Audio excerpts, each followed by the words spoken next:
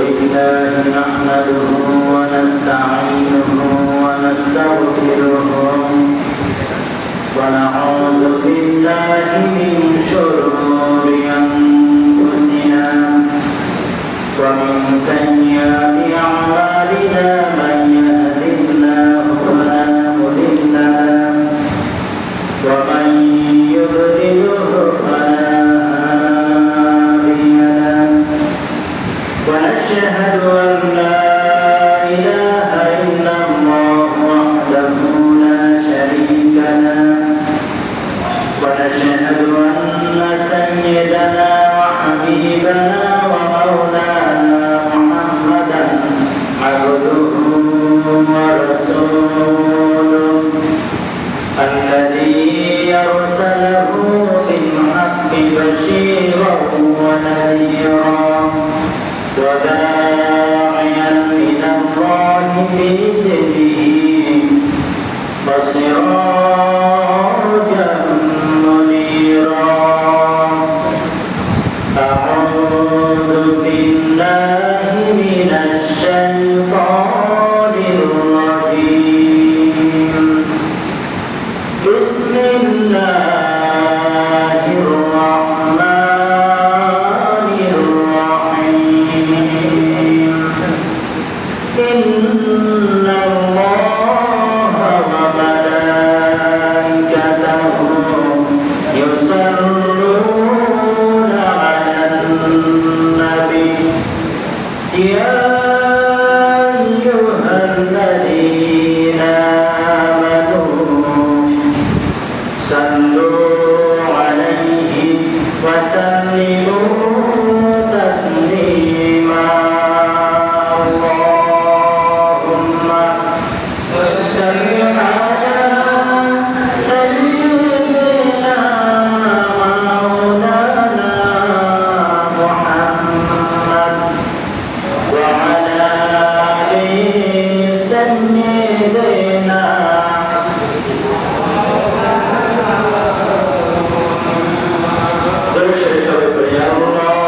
اللهم صل على سيدنا مولانا محمد وعلى آل سيدنا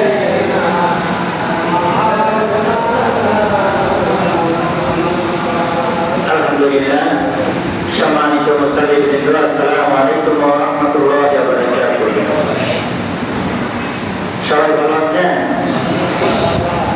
আলহামদুলিল্লাহ আমরা আজকে আলোচনার শুরুতে মহান রব্বুল আলামিনের দরবারে লাখ কোটি শুকরিয়া আদায় করছি সবাই করছি আলহামদুলিল্লাহ রাসূলের প্রতি দরুদ ও সালাম নির্মাণ করছি সবাই করছি সাল্লাল্লাহু আলাইহি ওয়াসাল্লাম সম্মানিত উপস্থিতি আমরা রমজান মাসের আগে আমরা একটি প্রশ্ন নিয়ে আলোচনা করছিলাম ঘুষের টাকা দিয়ে চাকরি করা জায়েজ কিনা সেই আলোচনার শেষ পর্যায়ে এসে আমরা রমজান মাস পেয়েছি রমজান মাস সম্পর্কে আলোচনা করেছি আজকে এই ঘুষের টাকা দিয়ে চাকরি সম্পর্কে এই যে একটি অন্যায় এই অন্যায়ের যে প্রতিবাদ শুধু এইটা না সকল অন্যায়ের প্রতিবাদ প্রতিরোধের বিষয়ে আমরা হাদিসের ভিত্তিতে আলোচনা করেছি আজকে আরো 2-3টি হাদিসের আলোচনার মাধ্যমে এই প্রশ্নের উত্তরের আলোচনা শেষ করতে চাই আল্লাহ তাআলার কাছে তাওফীক কামনা করছি তিনি যেন আমাদেরকে হাদিসের ভিত্তিতে সঠিকভাবে সঠিক আলোচনা পেশ করার এবং তার ভিত্তিতে দুনিয়ায় জীবনযাপন করার তাওফীক দান করেন সবাই বলি আমিন সম্মানিত মুসল্লিবৃন্দ আজকে যে হাদিসটির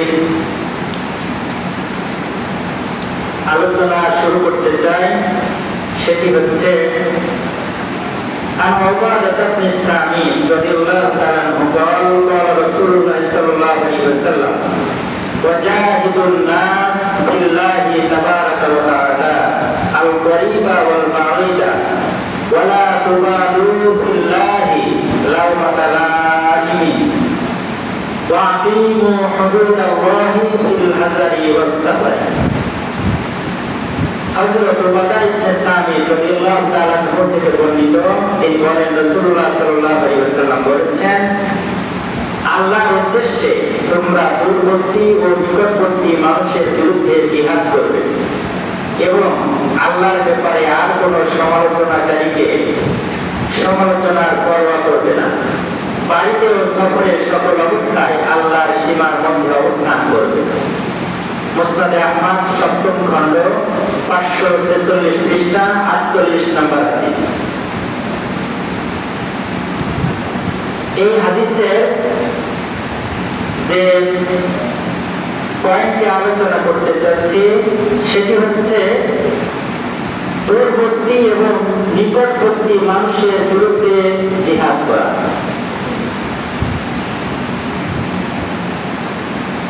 এখানে দূরবর্তী কারা এবং নিকটবর্তী কারা, এবং এই দূরবর্তী এবং নিকটবর্তী মানুষের বিরুদ্ধে জিহাদ করতে হবে শুধুমাত্র আল্লাহর উদ্দেশ্যে।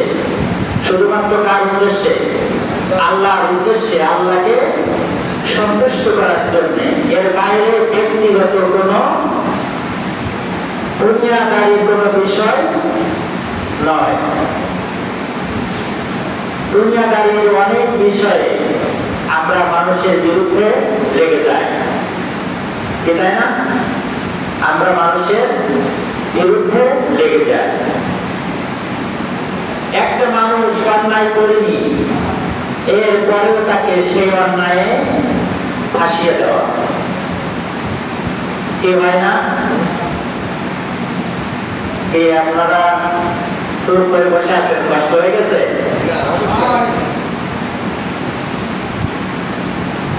একজন মানুষ একটি অন্যায় করল না, সেই কাজে জড়িত ছিল না, ঘটনাস্থলে ছিল না, সেই কাজের সাথে নিকটতম এবং দূরতম কোনো সম্পর্ক থাকলো না, এরপরেও মিথ্যা অসত্যি হয়ে তাকে যদি সেই কাজে ফাঁসিয়ে দেওয়া হয়, তাহলে এটি কি হবে? ব্যক্তিগত আক্রোশ হবে। এটি হচ্ছে সীমালঙ্ঘন করা হবে, ব্যক্তিগত আক্রোশ হবে, সত্যতা বশত হবে। আর যদি ওই লোকটি সেই কাজের সাথে জড়িত থাকে, অন্যায়ের সাথে জড়িত থাকে, তাহলে তার বিরুদ্ধে আপনি দাঁড়াতে পারবেন, প্রতিরোধ করতে পারবেন, প্রতিবাদ করতে পারবেন। আর যদি সেই কাজের সাথে জড়িত না থাকে, তাহলে সেই কাজে যদি তাকে ফাঁসানো হয়, যদি অপবাদ দেওয়া হয়, তাহলে এটি হবে সীমালঙ্ঘন করা, এবং এর জন্য আমরা নিজেরাই ফেঁসে যাব, আমরা নিজেরাই সীমালঙ্ঘনকারী হব, আমরা নিজেরাই গুনাহগার হয়ে যাব। এখন এই যে দূরে আছে একটি মানুষ, একটি অন্যায় করলো, কোন একটি ঘটনা ঘটলো, এখানে আপনি কিভাবে এই দূরতম মানুষের বিরুদ্ধে আপনি জিহাদ করবেন, মানুষদের বিরুদ্ধে জিহাদ করবেন, এই অন্যায়ের প্রতিবাদ কিভাবে করবেন? কি বলতে পারবেন না কেউ? অনেক দূরে, আমাদের সীমানার বাইরে বহু দূরে একটি অন্যায় কাজ করলো একজন মানুষ অথবা একটি মানুষ অথবা 5 জন মানুষ মিলে, তাহলে আপনি তার বিরুদ্ধে কিভাবে দাঁড়াবেন? কিভাবে প্রতিবাদ জানাবেন? কিভাবে প্রতিরোধ করে তুলবেন? হ্যাঁ, ঘৃণা করবেন। ঘৃণা করা যে বিষয়টি আমরা জানি, এই ব্যাখ্যাটিও ভুল, এবং যদি সেইটা করা হয় তাহলে সেইটা আরবিতে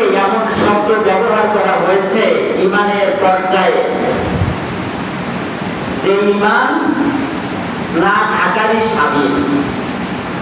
আরবিতে এমন শব্দ ব্যবহার করা হয়েছে তাতে ঈমান না থাকারই শামিল। আসলে বিষয়টা এরকম না, এই ব্যাখ্যাটিও ভুল আছে। আমরা আজকের নয়, এই ব্যাখ্যাটি অন্য এক জুমা একটি আলোচনার মাধ্যমে আমরা সমাধান করবো ইনশাআল্লাহ। এই যে দূরবর্তী মানুষ,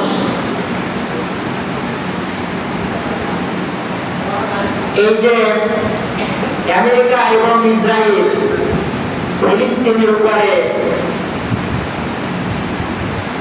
এই যে বছরের পর বছর জুলুম নির্যাতন করে যাচ্ছে, কি করছে না? আমেরিকা এবং ইসরায়েল ফিলিস্তিনের উপরে, ইরাকের উপরে করেছে না? লিবিয়ার উপরে করেছে না? একজন মানুষ, একজন রাষ্ট্রনায়ক যদি কোনো অন্যায় করে তাহলে আন্তর্জাতিক আইনে মামলা করা যায় এবং আন্তর্জাতিক আদালতে তার বিচার করা যায়।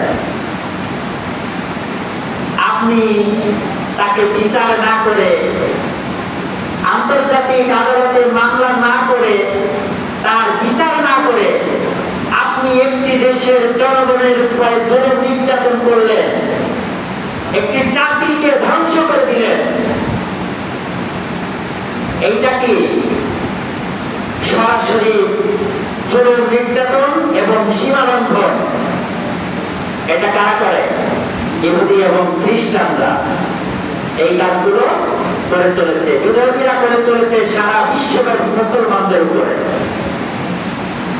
যখন এই যে আমেরিকা ইসরায়েল যুদ্ধ করে, যুদ্ধ চালায় ফিলিস্তিনের উপরে বাইতুল মুকাদ্দাসকে দখল করার জন্য, তখন সারা পৃথিবীতে কি হয়? সারা পৃথিবীতে কি হয়? তখন মিছিল হয় না? এই মিছিলটা কি? এই মিছিলটা কি? আইল্লাম ইয়াসতাতি বিলিসানিহি। হাত দিয়ে যদি আপনি প্রতিবাদ না করতে পারেন, প্রতিরোধ করতে না পারেন, বন্ধ করতে না পারেন, বিলিসানিহি, আপনি আপনার মুখ দিয়ে প্রতিবাদ করবেন। তা মিছিলে কি করা হয়? মিছিলে কি বলা হয়? জ্বালিয়ে দাও, পুড়িয়ে দাও আমেরিকা ইসরায়েলের আস্তানা, এটা বলা হয় না? তাহলে কি দিয়ে প্রতিবাদ করা হলো? মুখ দিয়ে প্রতিবাদ করা হলো। শত শত মানুষ রাস্তায় রাজপথে মিছিল করলো, আর আপনি বাড়িতে বসে মনে মনে ঘৃণা করলেন। তাহলে যে শত শত মানুষ রাস্তায় নেমে মিছিল করলো, তাদের সাথে আপনার পার্থক্যটা কি? আপনার দেহের ভিতরে কি আল্লাহ যে রূপ দিয়েছে সেইটি কি তখন থাকে না? যে শত শত মানুষ মিছিল করলো রাজপথে, যেই ইমানের বদৌলতে, সেই ইমান কি আপনার ভিতরে নেই? এই শত শত মানুষ আযান দিলে মসজিদে আসে নামাজ আদায় করতে, আপনি আল্লাহর একজন বান্দা, সেই ইমানের ভিত্তিতে, সে আযানের উপরে ভিত্তি করে আপনি কি মসজিদে নামাজ পড়তে আসেন না? তাহলে আপনি এই শত শত মানুষ মিছিল করলো, মুখ দিয়ে প্রতিবাদ করলো, আর আপনি ঘরে বসে মনে মনে ঘৃণা করলেন। এই ঘৃণার মাধ্যমে আপনি জান্নাতে যাবেন। আপনার এই মনে মনে ঘৃণা করার জন্য আল্লাহ দুনিয়ায় পাঠিয়েছে আপনাকে। বেঁচে থাকার ভিতরে মুসলমানের কোনো স্বার্থকতা নেই। বেঁচে থাকার, দুনিয়ায় বেঁচে থাকার ভিতরে মুসলমানদের আখিরাতে মুক্তির কোনো পথ নেই। কিন্তু একজন মানুষ দুনিয়ার ভালোবাসাকে উপেক্ষা করে আল্লাহ এবং তার রাসূলের ভালোবাসায় উজ্জীবিত হয়ে যদি সেই ব্যক্তি জান্নাতে যেতে চায়, তাহলে তার নিশ্চিত জান্নাতের গ্যারান্টি হচ্ছে তার শাহাদাতের মৃত্যু। সুতরাং আপনি মনে মনে ঘৃণা করবেন, আর ওই ইমান দিয়ে আপনি জান্নাতে যাবেন, একটি কখনো সম্ভবপর নয়। সুতরাং আপনাকে রাস্তায় নামতে হবে, প্রতিরোধ করে তুলতে হবে। যদি আপনি আল্লাহ আদেশ মানেন, রাসূলের আদেশ মানেন, যদি জান্নাতে মনে মনে ঘৃণা করার কোন বিষয় নয়। এটি বাংলাদেশের প্রেক্ষাপট নয়। শুধু ভারতের মুসলমানেরা মিছিল করে না, ভারতের মুসলমানেরা অন্যায়ের প্রতিবাদ প্রতিরোধ মিছিল করে না, করে। আবার গরুর গোশত খাওয়ার জন্য মারধর খায়, জুলুম নির্যাতনের শিকার হয়। কি করার জন্য? গরুর গোশত খাওয়ার জন্য জুলুম নির্যাতনের শিকার হয় এবং অনেক সময় মেরেও ফেলা হয়, আবার মিছিল হয়। তাহলে এই বিষয়টি আমাদের কাছে পরিষ্কার থাকতে হবে। এই যে আমি তো ফেসবুকে দেখি আপনারা বিভিন্ন যারা যে দলই করেন, এই যে বিভিন্ন প্রোগ্রামের সময় আমি দেখি ফেসবুকে রোহিতা বাজারে আপনারা মিছিলে শরীক হন, আমি দেখি। তাহলে আপনারা তো মিছিলে যাচ্ছেন, কি যাচ্ছেন না? বাড়িতে বসে মনে মনে ঘৃণা করছেন, কি মনে মনে ঘৃণা করছেন বাড়িতে বসে?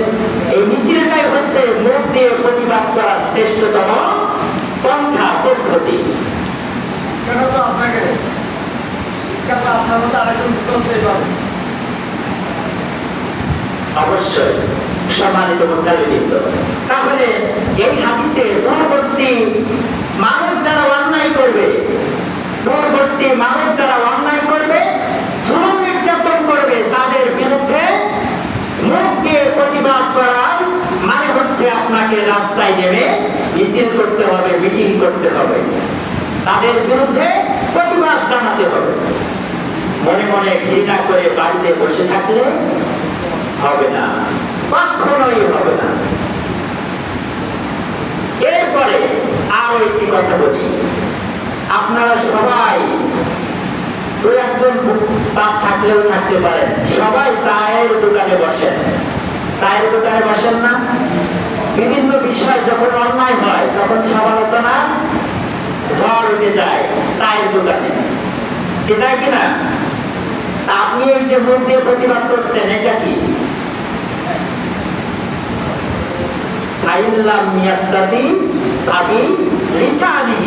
যদি আপনি হাত দিয়ে বন্ধ করতে না পারেন তাহলে আপনি মুখ দিয়ে প্রতিবাদ করবেন, এটা বোঝেই না মানুষ। আপনি দোকানে বসে একটি অন্যায় কাজের বিরুদ্ধে সমালোচনার ঝড় উঠিয়ে দিচ্ছেন, অথচ আপনি হাদিস জানছেন যে মনে মনে ঘৃণা করা যদি কিছু করা না যায়। আপনাকে এমন সুন্দর ব্যাখ্যা দিয়ে বোঝানো হয়েছে মনে মনে ঘৃণা করা, অথচ একই ব্যক্তি, যে ব্যক্তি ইমানদার, নামাজি, রোজাদার, এই ব্যক্তি চায়ের দোকানে বসে একটি অন্যায়ের বিরুদ্ধে মুখ দিয়ে ঝড় উঠাচ্ছে, অথচ সে হাদিস জানছে যে কিছু করতে না পারলে মনে মনে ঘৃণা করে। আপনি যে মুখ দিয়ে যে ঝড় উঠাচ্ছেন, প্রতিবাদ জানাচ্ছেন, এটা কি? এটাই তো মুখ দিয়ে প্রতিবাদ করা। বোঝেই না মানুষ, বোঝেই না, আমরা বুঝি না, এটাই হচ্ছে মুখ দিয়ে প্রতিবাদ। তাহলে ওই মনে মনে ঘৃণা করার কোন, আপনি একই ব্যক্তি যদি দোকানে বসে সমালোচনা করতে পারেন, প্রতিবাদ করতে পারেন, তাহলে আরো একটি অন্যায়ের ব্যাপারে আপনি বাড়িতে বসে মনে মনে জিকির করবেন যে আমি এই বিষয়টি ঘৃণা করি, এই অন্যায়ের প্রতিবাদ করি, মনে মনে জিকির করবেন না? এটি হাস্যকর, এটি আপনার জীবনের সাথেই মেলে না, এটি আপনার চরিত্রের সাথেই মেলে না, এটি আপনার কাজের পরিস্থিতির উপরেও মেলে না। কারণ আপনি দোকানে বসে একটি অন্যায়ের বিরুদ্ধে প্রতিবাদ প্রতিরোধ করে আসলেন, সমালোচনা করে আসলেন, তাহলে আপনার জীবনের সাথে, আপনার চরিত্রের সাথেই মেলে না যে আপনি মনে মনে বসে বাড়িতে বসে ঘৃণা করবেন। তাহলে এই যে দূরবর্তী অন্যায় মানুষ যারা করে, তাদের বিরুদ্ধে প্রতিবাদের পন্থা হচ্ছে মিছিল করা, মিটিং করা, মুখ দিয়ে প্রতিবাদ করা। নিকটবর্তী মানুষের বিরুদ্ধে অন্যায়ের প্রতিবাদ করা। নিকটে কারা? বাড়ির আশেপাশে যারা থাকে, গ্রামে যারা থাকে, ইউনিয়নে যারা থাকে। আমাদের যে 1 নম্বর ইউনিয়নে যতগুলো গ্রাম আছে, একটি গ্রামে যদি একজন মানুষকে হত্যা করা হয়, দূরের একটি গ্রামে তাহলে আমরা যদি বাজারে মিছিল করি এই হত্যাকাণ্ডের বিরুদ্ধে, তাহলে কি হবে? আমাদের ইউনিয়ন তো কাছে, কি তাই না? আর ঢাকা কি আমাদের দূরে। তারপরে সারা পৃথিবীর যত রাষ্ট্র আছে আমাদের দূরে। বাড়ির পাশে যারা আছে, গ্রামে যারা আছে, তারা হচ্ছে নিকটবর্তী। আর দূরের তো আমরা বুঝতে পেরেছি, সারা পৃথিবীতে যত রাষ্ট্র আছে এইগুলো হচ্ছে আমাদের দূরতম প্রতিবাদের বিষয়, যাদের বিরুদ্ধে প্রতিবাদ করতে হয়। সম্মানিত মুসলিমবৃন্দ, এই বিষয়টি তাহলে আমাদের কাছে পরিষ্কার হলো। আমরা আরেকটি হাদিসে যাই।